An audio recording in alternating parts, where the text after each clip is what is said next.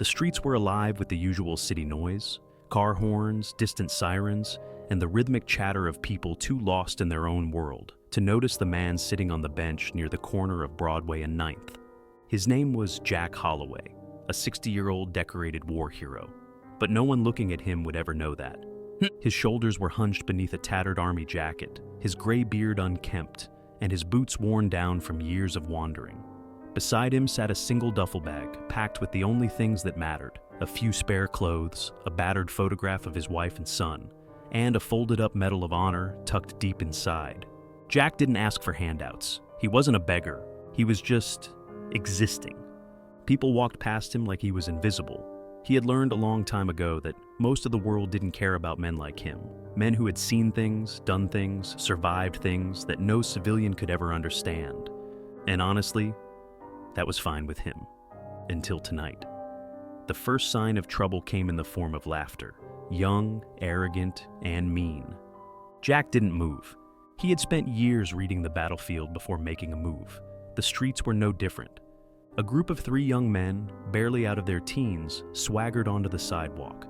Corey, the leader, walked with the kind of cocky confidence that only came from never having faced real consequences.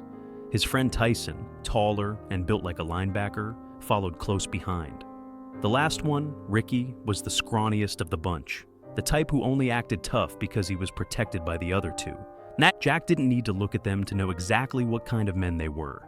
He had seen their kind before, loud when they were in a pack, cowards when they were alone. They stopped in front of him, the smell of cheap beer and smoke trailing behind them. Corey smirked. "Well, look what we got here, boys. Another washed-up old man collecting dust." Jack said nothing. He kept his eyes down, watching their feet, their stances.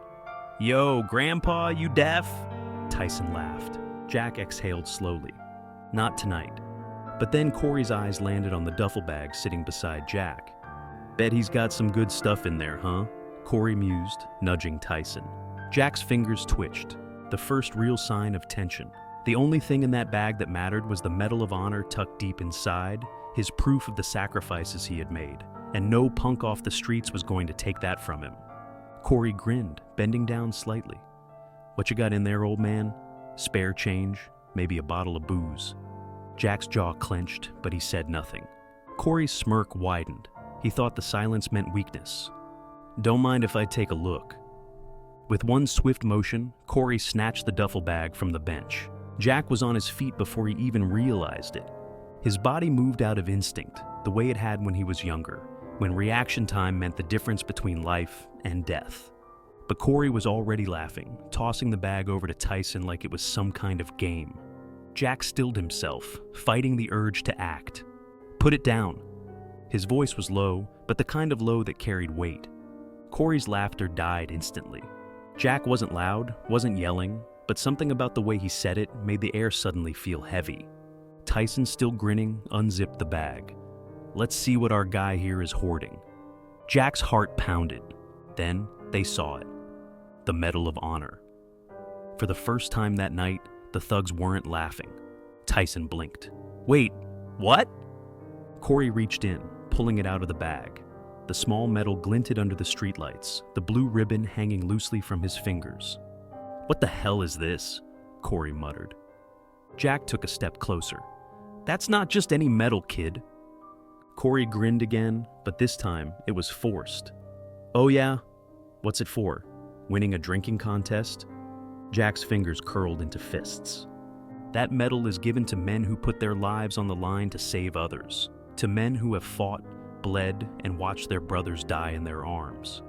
He took another step forward, his gaze sharp as steel. "And you? You have no idea who you're messing with." Corey's grin vanished completely. Something in Jack's posture, his voice, his presence, was different. The man they had been laughing at wasn't laughing back. But Corey was too proud to back down. He shoved the medal into his pocket, forcing a chuckle. "Yeah? Well, it's ours now. Guess you should have kept it safe, old man." Jack's muscles tensed. The air grew thick with tension. For the first time since they had walked up to him, Corey felt uneasy. Then, the sudden wail of a police siren cut through the air. A black and white cruiser pulled up to the curb, its headlights flashing against the sidewalk. A cop stepped out. And that's when everything changed. Officer Reynolds, a veteran cop with years of experience, took one look at Jack, then at Corey holding the medal, and his face darkened. "Oh, hell no," Reynolds muttered under his breath. The officer's hand immediately went to his holster, but his eyes never left Corey. "You little punks just messed with the wrong damn man." Corey froze. Tyson swallowed hard. "Jack?"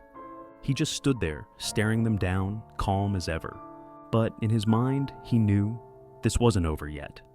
And when it was, they'd never forget his name. The flashing red and blue lights from Officer Reynolds' cruiser bounced off the nearby storefronts, illuminating the moment that would forever change the thugs' lives. Corey stiffened, his grip tightening around the Medal of Honor in his pocket. His eyes darted from the serious expression on Reynolds' face to the unmoving, ice-cold stare of Jack Holloway. For the first time since this whole thing started, Corey felt like the kid he really was. Tyson and Ricky shuffled backward, looking at Corey for direction. But for once, Corey had no plan. Officer Reynolds stepped forward, his boots crunching on the pavement, one hand resting on his holster. "You dumbasses have any idea who you just stole from?" Reynolds asked, his voice low and dangerous. Corey forced a grin, trying to play it cool. "Look, man, it's just some old dude's junk. Didn't know he was anyone special." Jack tilted his head slightly, the subtle motion more intimidating than any raised voice could be. Officer Reynolds let out a slow, humorless chuckle. "That old dude you're talking about, that's Jack Holloway, decorated war hero, a man who saved more lives than you'll ever know. A man who earned that medal in ways your pathetic little brain couldn't even comprehend." Tyson let out a nervous laugh, nudging Corey. "Come on, man, let's just go." But Corey stupidly still had something to prove. He scoffed and crossed his arms. "So, what if he's a vet? It ain't like he owns the damn sidewalk." That's when Jack took a single step forward. His movement wasn't aggressive, it was calculated, controlled, and somehow that was worse. Corey tried to keep his bravado, but he couldn't stop himself from taking a step back. Jack spoke, his voice even, calm but sharp as a blade. "Let me tell you something, kid." Jack's eyes locked onto Corey like a predator watching prey. "I've met men twice your size, with 10 times your skill, who thought they were invincible. They aren't here anymore. You know why?" Corey swallowed, saying nothing. Jack leaned in slightly, lowering his voice.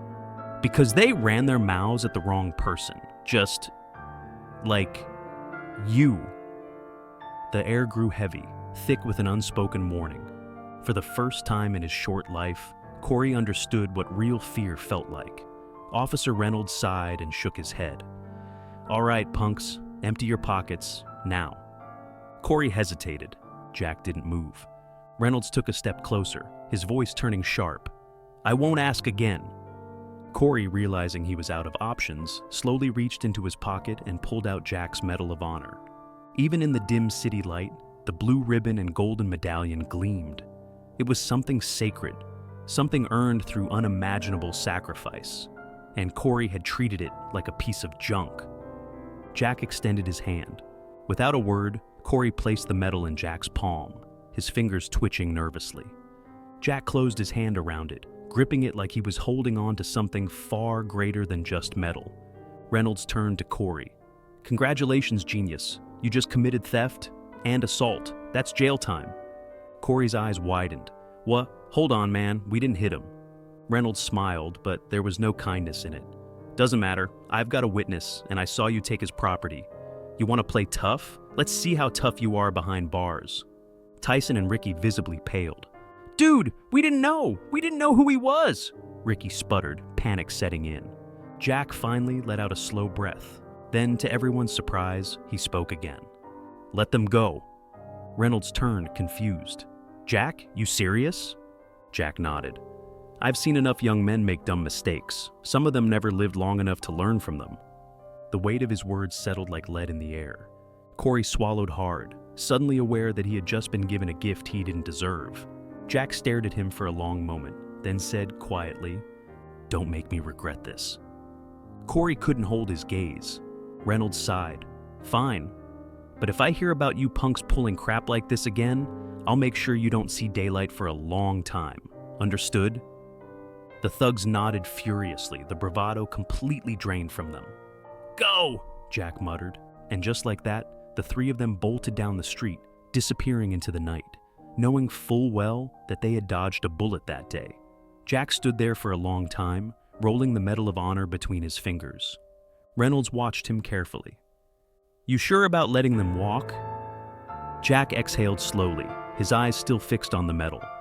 Maybe they'll remember this moment. Maybe they won't. Either way, I don't need another ghost haunting me. Reynolds nodded, understanding more than words could express. After a pause, the officer clapped Jack on the shoulder. "Come on, let's get you something to eat, my treat." Jack glanced at him, then shook his head with a small smirk. "I don't take handouts." Reynolds chuckled. Yeah, just humor me, old man." Jack let out a breath, then nodded. For the first time in a long time, he wasn't invisible.